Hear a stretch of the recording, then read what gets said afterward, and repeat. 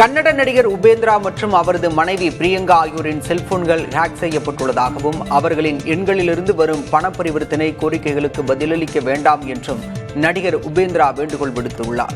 இதுகுறித்து வீடியோ வெளியிட்டுள்ள உபேந்திரா, ஒரு ஆன்லைன் ஆர்டர் தொடர்பாக வந்த மர்ம அழைப்பு மூலம் தங்களது 2 தொலைபேசிகளும் ஹேக் செய்யப்பட்டதாக தெரிவித்தார். ஹேக்கர்கள் தங்களின் நண்பர்கள் மற்றும் உறவினர்களுக்கு குறுஞ்செய்திகளை அனுப்பி அவசரமாக பணம் தேவைப்படுவதாக கேட்டு மோசடி செய்துள்ளதாகவும் உபேந்திரா தெரிவித்தார். வருமான வரி கணக்கு தாக்கல் செய்வதற்கான காலக்கெடு இன்று வரை நீட்டிக்கப்பட்டுள்ளது. வருமான வரித்துறை போர்ட்டலில் குறைபாடுகள் இருப்பதாக மக்கள் புகார் அளித்ததை அடுத்து இந்த அறிவிப்பு வெளியிடப்பட்டுள்ளது. முன்னதாக வருமான வரி தாக்கல் செய்வதற்கான கடைசி தேதி நேற்று என தெரிவிக்கப்பட்டிருந்த நிலையில் தற்போது அந்த தேதியை இன்று வரை நீட்டித்து மத்திய நேரடி வரிகள் வாரியம் அறிவித்துள்ளது.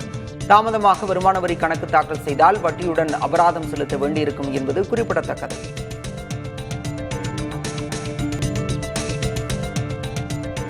திமுக ஆட்சி அகற்றப்பட வேண்டும் என்பதே தங்கள் எண்ணம் என தமிழக பாஜக தலைவர் நயினார் நாகேந்திரன் தெரிவித்துள்ளார்.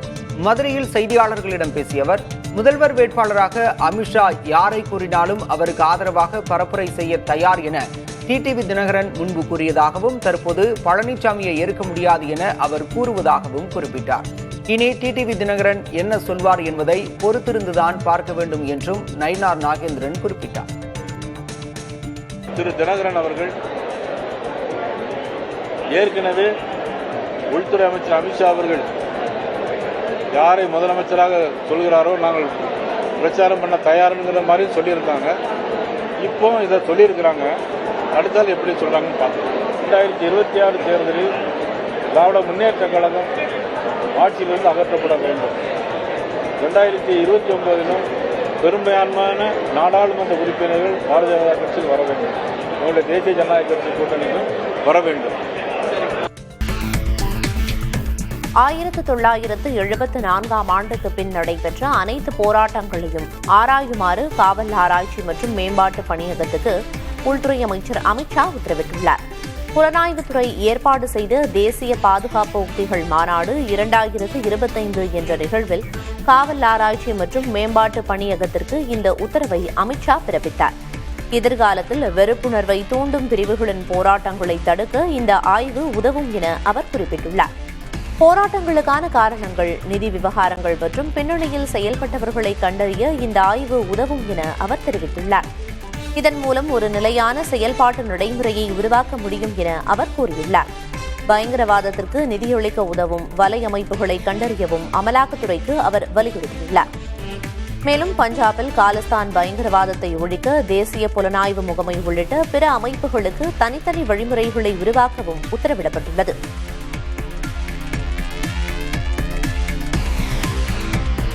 டெல்லியில் BMW கார் மோதி நிதி அமைச்சக அதிகாரி உயிரிழந்த வழக்கில் கார் ஓட்டுநர் ககன்பிரீத் கவுர் என்ற பெண்மணிக்கு 2 நாட்கள் நீதிமன்ற காவல் வழங்கப்பட்டுள்ளது. டெல்லியைச் சேர்ந்த நிதி அமைச்சக ஊழியர் நவ்ஜோத் சிங் தமது மனைவியோடு இருசக்கர வாகனத்தில் சென்று கொண்டிருந்தார். தௌலாகான் பகுதியில் சென்றபோது அதிவேகமாக வந்த கார் மோதியதில் படுகாயமடைந்த நவ்ஜோத் உயிரிழந்தார். இந்த சம்பவம் குறித்து வழக்கு பதிவு செய்த காவல்துறையினர் ககன்பிரீத் கவுரை கைது செய்த நிலையில் அவருக்கு 2 நாட்கள் நீதிமன்ற காவல் விதிக்கப்பட்டுள்ளது. பீகாரின் பெருமைக்கும் அடையாளத்துக்கும் காங்கிரஸ் மற்றும் ராஷ்டிரிய ஜனதா தளம் கட்சிகள் அச்சுறுத்தலாக இருப்பதாக பிரதமர் மோடி குற்றம் சாட்டியுள்ளார். பீகார், மேற்கு வங்கம், அசாம் போன்ற மாநிலங்களில் சட்டவிரோத ஊடுருவல்காரர்களின் எண்ணிக்கை அதிகரித்துவிட்டதாகவும் மக்கள் தங்களின் சகோதரிகள் மற்றும் மகள்களின் பாதுகாப்பாக கவலைப்பட்டுக் கொண்டிருப்பதாகவும் தெரிவித்தார். இதற்காகத்தான் மக்கள் தொகை கணக்கெடுப்பை தான் அறிவித்ததாகவும், ஆனால் காங்கிரஸ் போன்ற எதிர்க்கட்சிகள் ஊடுருவல்காரர்களுக்கே ஆதரவாக இருப்பதாகவும் மோடி குற்றம் சாட்டினார். மேலும் ஊடுருவல்காரர்கள் யாராக இருந்தாலும் அவர்கள் வெளியேற்றப்படுவார்கள் என்றும் திட்டவட்டமாக தெரிவித்தார். பஞ்சாபில் வெள்ளம் பாதித்த பகுதிகளை காங்கிரஸ் மூத்த தலைவர் ராகுல் காந்தி பார்வையிட்டார். அமிர்தசரஸ் மாவட்டம் போனேவால் என்ற கிராமத்தில் பாதிக்கப்பட்ட விவசாயிகளோடு பேசிய அவர் இழப்புகள் குறித்து கேட்டறிந்தார். இதைத் தொடர்ந்து பிரபலமான குருத்வாரா ஒன்றுக்கும் சென்று ராகுல் காந்தி வழிபட்டார். கடந்த வாரம் வட மாநிலங்களில் ஏற்பட்ட பெருமழையில் பஞ்சாப் மாநிலம் மிக மோசமாக பாதிக்கப்பட்டது. 58 பேர் உயிரிழந்ததோடு சுமார் 2 லட்சம் ஹெக்டேர் பயிர்கள் நீரில் மூழ்கின. இதைத் தொடர்ந்து அம்மாநிலத்திற்கு 1600 கோடி ரூபாய் நிவாரண உதவியை மத்திய அரசு அறிவித்துள்ளது. எதிர்வரும் பீகார் சட்டமன்ற தேர்தலில் மீண்டும் வாரிசு அரசியல் கோலோச்சும் என்று தகவல்கள் வெளியாகியுள்ளன. பீகார் முதல்வர் நிதிஷ்குமாரின் மகன் நிஷாந்த்குமார் இந்த தேர்தலில் களமிறங்கக்கூடும் என்று பலரும் உறுதியாக கூறுகின்றனர். ராஷ்டிரிய ஜனதா தள தலைவர் தேஜஸ்வி யாதவின் அண்ணன் தேஜ் பிரதாப் யாதவ் இந்த முறை தேர்தலில் போட்டியிட வாய்ப்புள்ளதாக கூறப்படுகிறது. தேஜ் பிரதாப் யாதவின் முன்னாள் மனைவி ஐஸ்வர்யா ராயும் தேர்தல் களத்தில் இறங்குவார் என்று கூறப்படுகிறது. இவர் பீகார் முன்னாள் முதல்வர் தரோகா பிரசாத் ராயின் பேத்தியும் கூட. மறைந்த முதல்வர் ஜெகநாத் மிஸ்ராவின் மகன் நிதிஷ் மிஸ்ரா பாஜக சார்பிலும், கர்பூரி தாக்கூரின் பேத்தியான ஜாக்ருதி ஜன்சுராஜ் கட்சியின் சார்பிலும் தேர்தலில் போட்டியிட வாய்ப்புள்ளது. பீகார் முன்னாள் முதல்வரும் மத்திய அமைச்சருமான ஜித்தன் ராம் மாஞ்சியின் மருமகள் தீபா மாஞ்சி, முன்னாள் முதல்வர் BP மண்டலின் பேரன் நிக்கில் மண்டல், மறைந்த முதல்வர் சதீஷ் பிரசாத் சிங்கின் மகன் SK சிங் ஆகியோரும் தேர்தலில் போட்டியிடுவது குறித்து வெவ்வேறு கட்சிகளுடன் பேச்சுவார்த்தையில் ஈடுபட்டுள்ளதாக பீகார் அரசியல் பார்வையாளர்கள் கூறுகின்றனர்.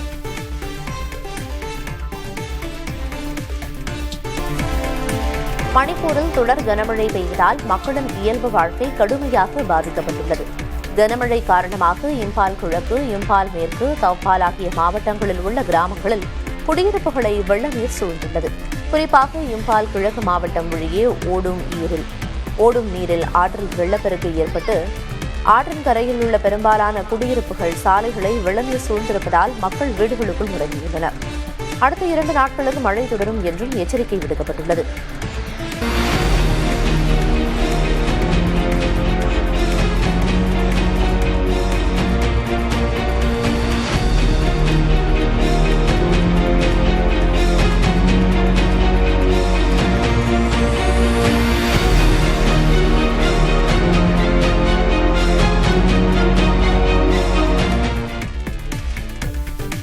பிரதமர் நரேந்திர மோடி மணிப்பூர் மாநிலத்திற்கு வருகை புரிந்ததைத் தொடர்ந்து தேசிய நெடுஞ்சாலை 2ஐ மீண்டும் திறக்கும் ஒப்பந்தத்தை குகிஷோ கவுன்சில் ரத்து செய்துள்ளது.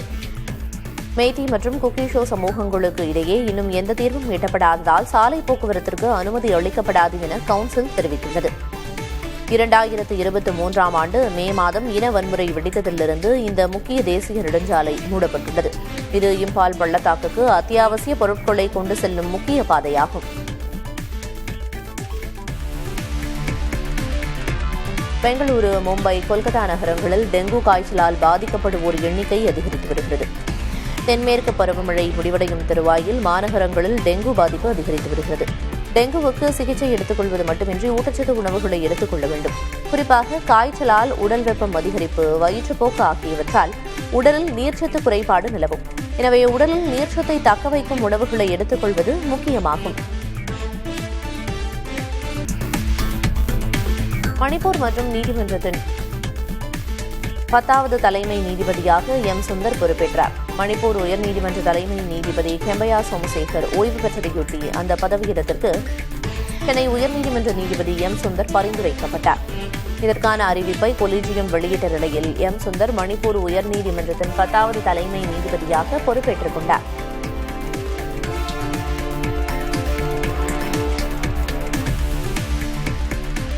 அனைத்து காவல் நிலையங்களிலும் சிசிடிவி பொருத்துவது தொடர்பான வழக்கில் வரும் 22ஆம் தேதி உத்தரவு பிறப்பிப்பதாக உச்சநீதிமன்றம் தெரிவித்துள்ளது. ராஜஸ்தானில் நடந்த காவல் நிலைய மரணம் தொடர்பான வழக்கு நீதிபதிகள் விக்ரம் நாத், சந்தீப் மேத்தா ஆகியோர் அமர்வில் விசாரணைக்கு வந்தது. அப்போது ஆஜரான வழக்கறிஞர் சித்தார்த் தேவ் சிசிடிவி பொருத்தும் உத்தரவை ஒரு சில மாநிலங்கள் பின்பற்றவில்லை என்று வாதிட்டார். NIA, அமலாக்கத்துறை, CBI ஆகிய விசாரணை அமைப்புகளின் அலுவலகங்களில் சிசிடிவி கேமராக்கள் பொருத்தப்படவில்லை என வாதிட்டார். இதையடுத்து நீதிபதிகள் சிசிடிவி கேமராக்களுக்கான கட்டுப்பாட்டு அறையை மனித தலையீடு இல்லாத வகையில் அமைக்க உத்தரவிடுவது குறித்து ஆராய்ந்து வருவதாக கூறினர். இதற்கான வழிமுறைகளை வழங்க IITயை ஈடுபடுத்துவது குறித்து நடவடிக்கைகளை மேற்கொள்ளலாம் என்று தெரிவித்தனர். இந்த விவகாரத்தில் நிலை அறிக்கை தாக்கல் செய்யாத மாநிலங்கள் அடுத்த 3 நாளில் தாக்கல் செய்ய வேண்டும் என்று உத்தரவிட்ட நீதிபதிகள் வரும் 22ஆம் தேதி உத்தரவு பிறப்பிப்பதாகவும் கூறினர். நேபாளத்தின் இடைக்கால அமைச்சரவையில் 3 புதிய அமைச்சர்கள் சேர்க்கப்பட்டு விரிவாக்கப்பட்டுள்ளது. முன்னாள் நிதித்துறை செயலாளர் ரமேஸ்வர் கனால் நிதியமைச்சராக நியமிக்கப்பட்டுள்ளார். மின்சார ஆணையத்தின் முன்னாள் நிர்வாக இயக்குநர் குல்மான் கி சிங் எரிசக்தித்துறை அமைச்சராக நியமிக்கப்பட்டுள்ளார். வழக்கறிஞரான ஓம் பிரகாஷ் ஆரியால் உள்துறை மற்றும் சட்டத்துறை அமைச்சராக நியமிக்கப்பட்டுள்ளார். இவர்களுக்கு அதிபர் ராம் சந்தி பவுடன் பதவி பிரமாணம் செய்து வைத்தார். மக்கள் புரட்சியால் பிரதமர் KP சர்மா ஒலி பதவி விலகிய நிலையில் முன்னாள் நீதிபதி சுஷீலா கார்கி இடைக்கால பிரதமராகியுள்ளார். வடகொரியாவில் ஜனநாயகம் மற்றும் மனித உரிமைகளை கோரி போராடி வந்த ஊடகவியலாளர் கிம் சியோங்கின் புற்றுநோயால் காலமானார். அவருக்கு வயது 63. சியோலிலிருந்து வானொலி வாயிலாக பணியாற்றி வந்த கிம் சியோங்கின் வடகொரியாவில் நடக்கும் சர்வாதிகாரம், மனித உரிமை மீறல்கள் மற்றும் உலக நாடுகளின் செய்திகளை மிக ரகசியமாக வடகொரிய மக்களுக்கு வழங்கி வந்தார். சர்வதேச செய்திகள் வடகொரியாவில் தடை செய்யப்பட்டுள்ள நிலையில் கிம் சியோங் மின்னின் வானொலி சேவை மிக முக்கியத்துவம் வாய்ந்ததாக பார்க்கப்பட்டது. ஆசிய கோப்பை கிரிக்கெட் லீக் ஆட்டத்தில் ஓமனை வீழ்த்தி UAE தனது முதல் வெற்றியை பதிவு செய்தது. இந்த போட்டியில் முதலில் பேட்டிங் செய்த UAE அணி 20 ஓவரில் 5 விக்கெட்டை இழந்து 172 ரன்கள் எடுத்தது. UAE தரப்பில் அதிகபட்சமாக முகமது வசீம் 69 ரன்கள் எடுத்தார். தொடர்ந்து 173 ரன் எடுத்தால் வெற்றி என்ற இலக்குடன் களம் கண்ட ஓமன் அணியினர் UAE வீரர்களின் பந்துவீச்சை சமாளிக்க முடியாமல் அடுத்தடுத்து விக்கெட்டுகளை இழந்தனர். இதில் ஜகிந்தர் சிங் 20 ரன், ஆமீர் கலீம் 2 ரன், ஷா ஃபைசல் 9 ரன்கள் எடுத்து அவுட் ஆகினர். இறுதியில் ஓமன் அணி 18.4 ஓவரில் அனைத்து விக்கெட்டுகளையும் இழந்து 130 ரன்களுக்கு ஆல் அவுட் ஆனது. ஆசிய கோப்பை கிரிக்கெட் போட்டியின் 2வது லீக் ஆட்டத்தில் இலங்கை அணி 4 விக்கெட்டுகள் வித்தியாசத்தில் வெற்றி பெற்றது. முன்னதாக டாஸ் வென்ற இலங்கை முதலில் பந்து வீசுவதாக அறிவித்தது. இதனால் முதலில் பேட்டிங் செய்த ஹாங்காங் அணி 20 ஓவரில் 4 விக்கெட்டை இழந்து 149 ரன்கள் எடுத்தது. தொடர்ந்து 150 ரன் எடுத்தால் வெற்றி என்ற இலக்குடன் இலங்கை பேட்டிங் செய்தது. தொடக்க ஆட்டக்காரர்களாக களமிறங்கிய பதும் நிஷங்கா அதிரடியாக விளையாடி அரை சதமடித்தார்.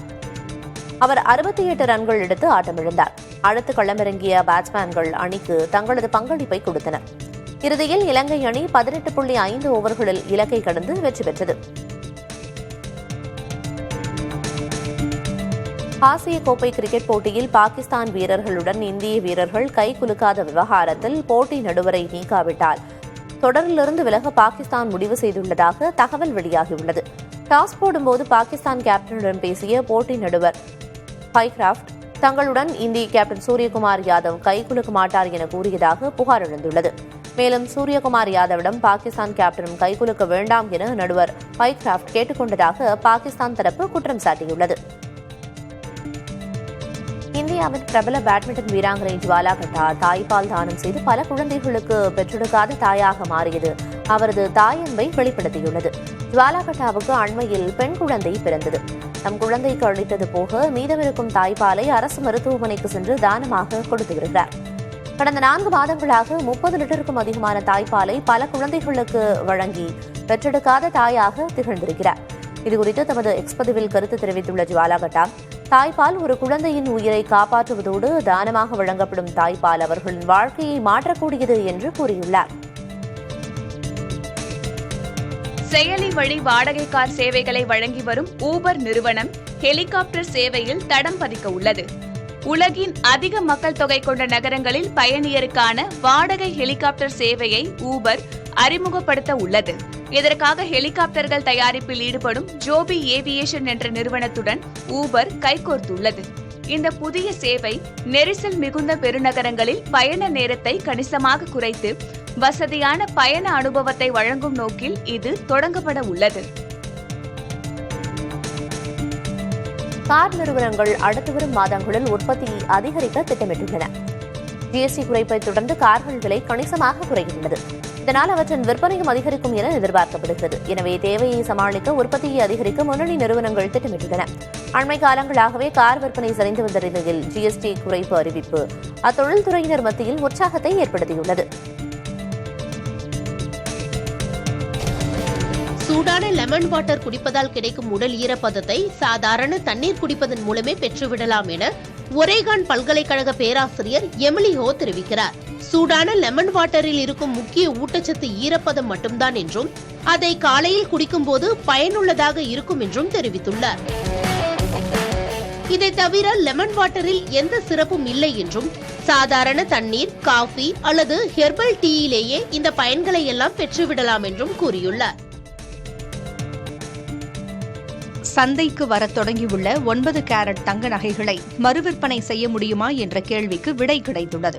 தங்கத்தின் விலை உச்சத்தில் உள்ள நிலையில் 9 கேரட் நகைகள் அறிமுகமாகியுள்ளன. இதற்கு ஹால்மார்க் முத்திரையிடவும் மத்திய அரசு அனுமதி வழங்கியுள்ளது.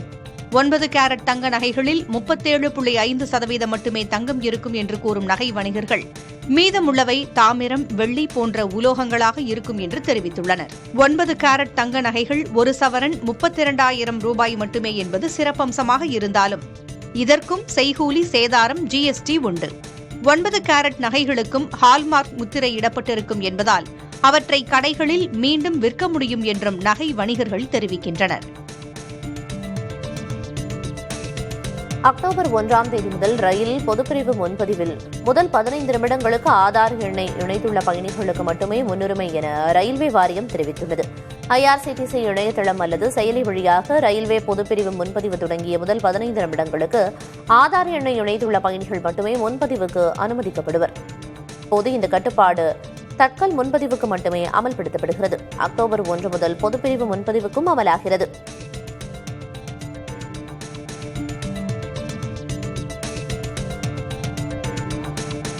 இந்தியாவில் கார்கள் மொத்த விற்பனை ஆகஸ்ட் மாதத்தில் 9 விழுக்காடு சரிந்துள்ளது. கடந்த ஆண்டு ஆகஸ்ட் மாதத்தில் எண்ணிக்கையில் 3,52,921 இருந்த கார்கள் விற்பனை இந்த ஆண்டு 3,21,840 குறைந்துள்ளது. அதே நேரம் இருசக்கர வாகனம் விற்பனை 7 விழுக்காடு உயர்ந்துள்ளது. கடந்த ஆண்டு 17,11,662 இருந்த இருசக்கர வாகன விற்பனை இந்த ஆண்டு 18,33,921 அதிகரித்துள்ளது என இந்திய வாகன உற்பத்தியாளர்கள் சங்கமான சியான் தெரிவித்துள்ளது.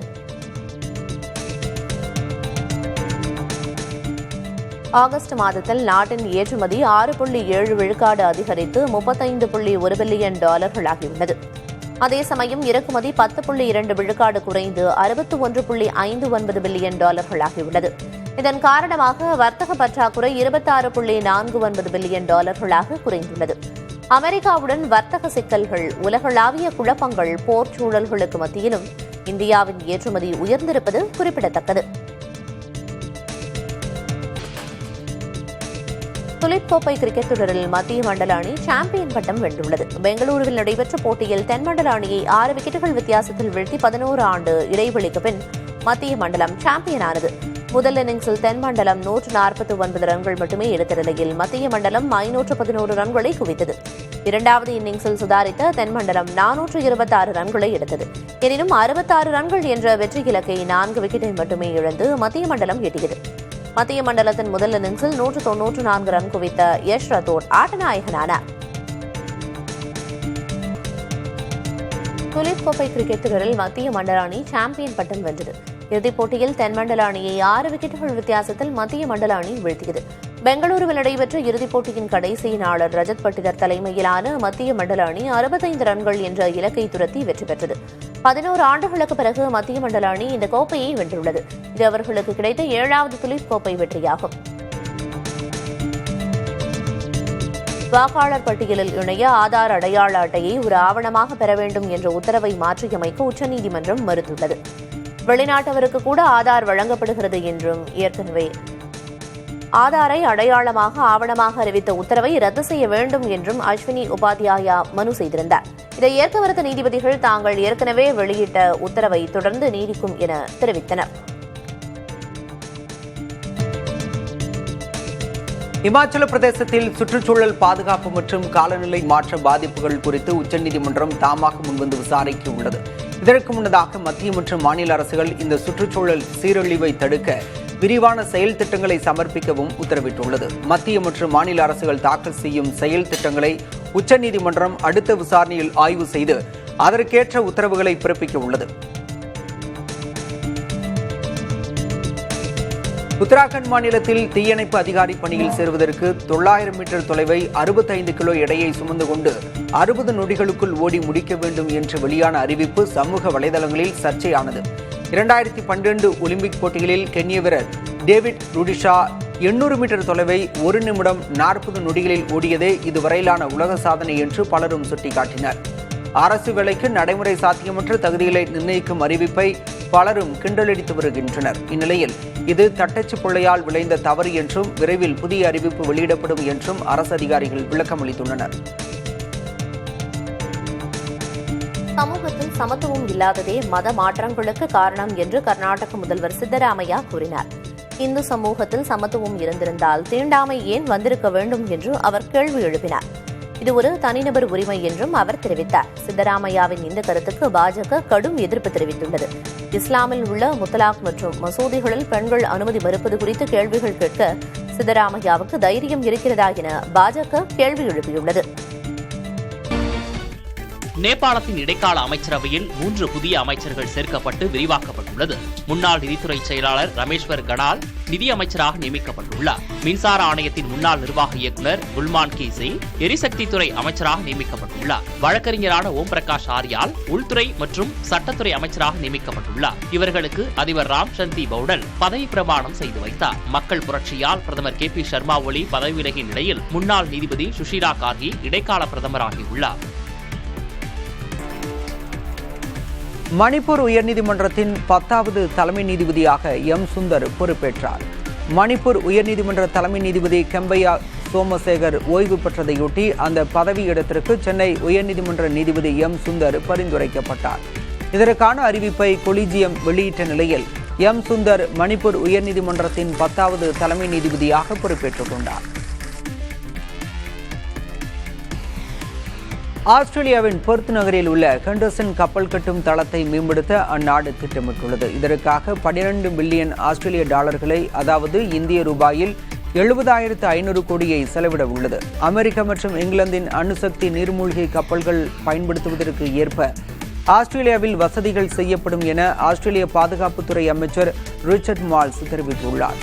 சீனாவின் செல்வாக்கை எதிர்கொள்ள 2021 உருவாக்கப்பட்ட அகுஸ் ஒப்பந்தத்தின் மூலம் அமெரிக்கா தனது அணுசக்தி நீர்மூழ்கி கப்பல்களை ஆஸ்திரேலியாவிற்கு விற்கும் ஆலோசனையில் இருப்பது குறிப்பிடத்தக்கது.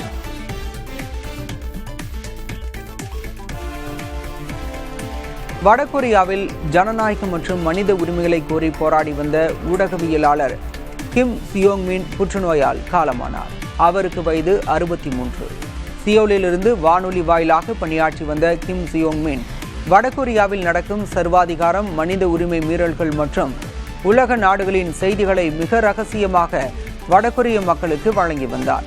சர்வதேச செய்திகள் வடகொரியாவில் தடை செய்யப்பட்டுள்ள நிலையில் கிம் சியோங் மின்னின் வானொலி சேவை மிக முக்கியத்துவம் வாய்ந்ததாக பார்க்கப்படுகிறது.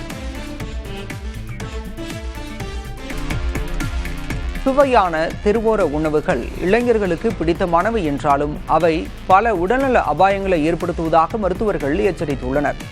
சுகாதாரமற்ற நீர் மற்றும் உணவு மூலம் பரவும் ஹெபடைட்டிஸ் A நோய் தொற்று தற்போது அதிகரித்துள்ளதாக கூறப்படுகிறது. தெருவோர உணவுகளுக்கு ஈர்க்கப்படும் 30 வயதுக்குட்பட்ட இளைஞர்களே இந்த நோயால் அதிகம் பாதிக்கப்படுவதாக மருத்துவர்கள் தெரிவித்துள்ளனர். இந்த நோயிலிருந்து பாதுகாத்துக் கொள்ள நடைபாதை கடை உணவுகளை தவிர்ப்பதும் காய்ச்சிய நீரை குடிப்பதும் அவசியம் என அறிவுறுத்தப்பட்டுள்ளது. இந்தியாவில் பெரும்பாலான குடும்பங்கள் போதிய ஆயுள் காப்பீடு இல்லாமல் ஆபத்தான நிலையில் இருப்பதாக ஆய்வு தெரிவிக்கிறது. வருமானம் அதிகரித்த போதிலும் நாட்டின் ஆயுள் காப்பீட்டு இடைவெளி கிட்டத்தட்ட 80 விழுக்காடாக உள்ளது. வீட்டுக்கடன் மற்றும் குழந்தைகளின் கல்வி செலவுகள் போன்ற பொறுப்புகளை சுமக்கும் இளைஞர்களுக்கு இது பெரும் சவாலாக உள்ளது. நிறுவனங்கள் வழங்கும் குறைவான காப்பீட்டை நம்பியிருப்பதும் வரி சலுகைக்காக மட்டும் சிறிய பாலிசிகளை வாங்குவதும் இதற்கு முக்கிய காரணம். மேலும் பெண்களின் நிதி பங்களிப்பு இருந்த போதிலும் அவர்கள் ஆண்களை விட மிக குறைவான காப்பீட்டை பெற்றுள்ளதாக ஆய்வு சுட்டிக்காட்டியுள்ளது. இந்த நிதி பாதுகாப்பு இடைவெளியை சரி செய்ய உரிய விழிப்புணர்வுடன் போதுமான காப்பீட்டுத் தொகையை தேர்ந்தெடுப்பது அவசியம் என நிதி வல்லுநர்கள் அறிவுறுத்துகின்றனர். கத்தாரில் ஹமாஸ் தலைவர்கள் மீது நடத்தப்பட்ட தாக்குதலுக்கு இஸ்ரேல் முழு பொறுப்பேற்பதாக இஸ்ரேலிய பிரதமர் நெதன்யாகு தெரிவித்துள்ளார். ஜெருசலேமில் அமெரிக்க வெளியுறவுத்துறை செயலர் மார்கோ ரூபியோடு நடந்த சந்திப்பில் அவர் இதனை தெரிவித்தார். இந்த தாக்குதல் இஸ்ரேலின் தன்னிச்சையான முடிவு என்றும் அவர் கூறினார். ரூபியோவின் வருகை பயங்கரவாதத்திற்கு எதிரான நடவடிக்கைகளில் இஸ்ரேலுக்கு ஆதரவளிப்பதை அமெரிக்கா உணர்த்துகிறது என்றும் நெதன்யாகு குறிப்பிட்டார். எலான் மஸ்கின் செயற்கைக்கோள் இணைய சேவையான ஸ்டார்லிங்க் உலகம் முழுவதும் தற்காலிகமாக முடங்கியதாக அந்நிறுவனம் உறுதிப்படுத்தியுள்ளது. அமெரிக்கா, கொலம்பியா உள்ளிட்ட பல்வேறு நாடுகளில் சுமார் 40,000 பயனர்கள் இணைய சேவை, இணைப்பு துண்டிப்பு மற்றும் மந்தமான சேவை குறித்து புகார் அளித்துள்ளனர். சிலருக்கு சேவை விரைவில் மீட்கப்பட்டாலும் பலருக்கு 20 நிமிடங்களுக்கு மேல் சேவை முடக்கம் நீடித்தது. தொழில்நுட்ப கோளாறுக்கான காரணத்தை ஆய்வு செய்து வருவதாக ஸ்டார்லிங்க் குழுவினர் தெரிவித்துள்ளனர். ஆண்டுக்கு 15 லட்சம் பொறியியல் பட்டதாரிகளை உருவாக்கும் இந்தியா தொழில் முனைவோர்களை உருவாக்குவதில் போராடி வருகிறது. இந்தியாவின் 2025ஆம் ஆண்டு பட்டதாரி திறன்கள் குறியீட்டின்படி இந்திய பட்டதாரிகளில் 42.6 விழுக்காடு பேர் மட்டுமே வேலை வாய்ப்புக்கு தகுதியானவர்களாக கருதப்படுகின்றனர். செயற்கை நுண்ணறிவு முன்னேற்றத்தால் 67 விழுக்காடு பொறியாளர்கள் தங்கள் வேலைகள் மாறி வருவதை உணர்ந்துள்ளனர். தற்போதுள்ள பொறியியல் கல்வி முறை பெரும்பாலும் மனப்பாட கல்வியாக இருப்பதே இந்த தேக்க நிலைக்கான முக்கிய காரணமாக பார்க்கப்படுகிறது. இதனால் மாணவர்களின் விமர்சன சிந்தனை மற்றும் சிக்கல் தீர்க்கும் திறன்கள் பாதிக்கப்படுகின்றன. இந்த திறன் இடைவெளி காரணமாக ஐடி நிறுவனங்களில் புதிதாக சேரும் பட்டதாரிகளுக்கு கூடுதல் பயிற்சி அளிக்க வேண்டியுள்ளதாகவும் இதனால் செலவுகள் அதிகரிப்பதாகவும் நாஸ்காம் அமைப்பின் தலைவர் டெவ்ஜனி கோஷ் கூறுகிறார். எனவே பாடத்திட்ட மாற்றம், கல்வி தொழில்துறை ஒத்துழைப்பு, தொழில் முனைவுக்கான சூழல் உள்ளிட்ட சீர்திருத்தங்களை செய்வதே இந்த சிக்கல்களுக்கு தீர்வாக அமையும் என கூறப்படுகிறது. எல்லோருக்கும் எல்லாமும் கிடைக்க பாடுபடுவது, உழைப்பது எளிதானது அல்ல என கூறிய முதல்வர் மு.க.ஸ்டாலின், அதிகாரம் என்பது சாமானியர்களுக்காக போராடுவதுதான் என தெரிவித்துள்ளார். ஆதரவற்ற குழந்தைகளை அரவணைத்து பாதுகாக்கும் நோக்கத்தில் அன்பு கரங்கள் திட்டத்தை முதல்வர் மு.க.ஸ்டாலின் தொடங்கி வைத்தார். இந்த திட்டத்தின் கீழ் பெற்றோரை இழந்த குழந்தைகள் கல்வியை தொடர மாதம் 2000 ரூபாய் உதவித்தொகை வழங்கப்படும் என தெரிவிக்கப்பட்டுள்ளது. சென்னை கலைவாணர் அரங்கத்தில் நடைபெற்ற விழாவில் உரையாற்றிய அவர், அன்பு கரங்கள் திட்டத்தின் கீழ் முதற்கட்டமாக 6082 குழந்தைகளுக்கு உதவித்தொகை வழங்கப்பட இருப்பதாக தெரிவித்தார். தொடர்ந்து பேசிய முதல்வர், அன்பு கரங்கள் திட்டத்தில் படிக்கும் மாணவர்கள் நன்றாக படித்து மக்களுக்கு சேவையாற்ற வேண்டும் என கேட்டுக்கொண்டார்.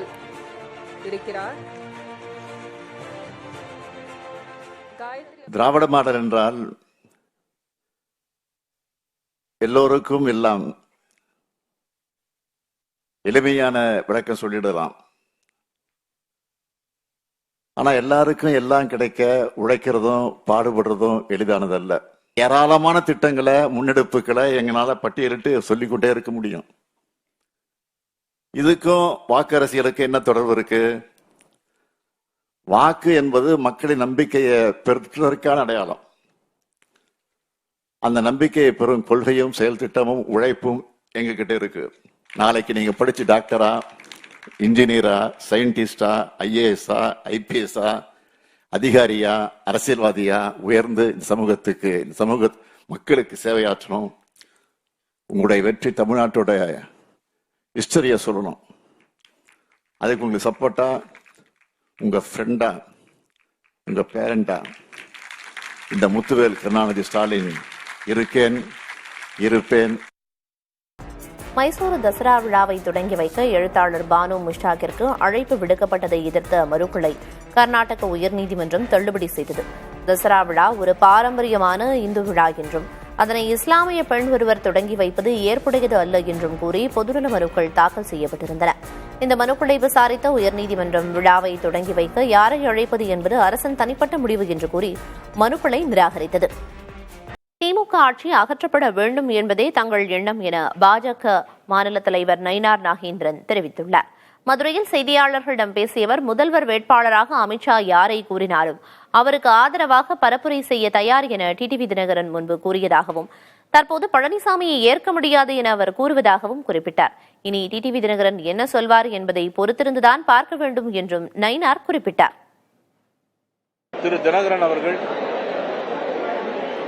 ஏற்கனவே உள்துறை அமைச்சர் அமித்ஷா அவர்கள் யாரை முதலமைச்சராக சொல்கிறாரோ நாங்கள் பிரச்சாரம் பண்ண தயாருங்கிற மாதிரி சொல்லியிருக்காங்க. இப்போ இதை சொல்லியிருக்கிறாங்க. அடுத்தால் எப்படி சொல்றாங்கன்னு பார்க்கணும். 2026 தேர்தலில் திராவிட முன்னேற்ற கழகம் ஆட்சியிலிருந்து அகற்றப்பட வேண்டும். 2029 பெரும்பான்மையான நாடாளுமன்ற உறுப்பினர்கள் பாரதிய ஜனதா கட்சியில் வர வேண்டும். அவங்களுடைய தேசிய ஜனநாயக கட்சி கூட்டணிக்கும் வர வேண்டும்.